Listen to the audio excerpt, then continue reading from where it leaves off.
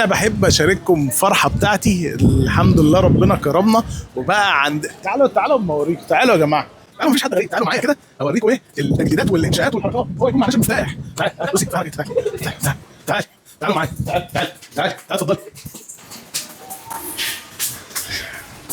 عايز انا اشارككم اللحظه كده واقول لكم كده الجديد بتاعنا ايه، وحد بقى يقول لي مبروك بقى وبتاع.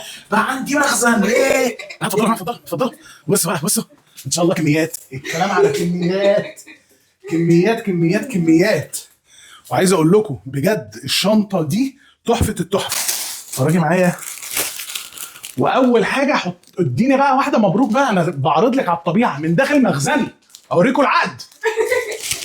شنطه كميات كميات متقسمه من جوه ثلاثة ايه، ثلاثة يعني. اتفرجي يا باشا، بصي حجم الشنطه كل ده، ولسه في كمان جيب مستخبي كده، جيب سحري هنا اهو.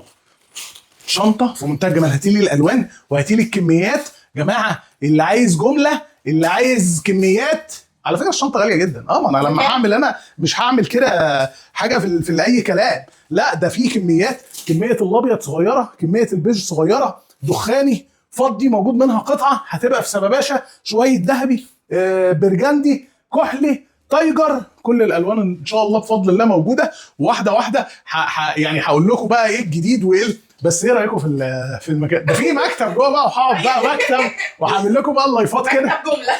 انا بحبكم جدا. حطوا لنا بقى مبروك كده ولايكات وحركات، علشان هقدم لكم شغل جامد جدا الفتره الجايه. ما تنسوش تتابعوني. سلام.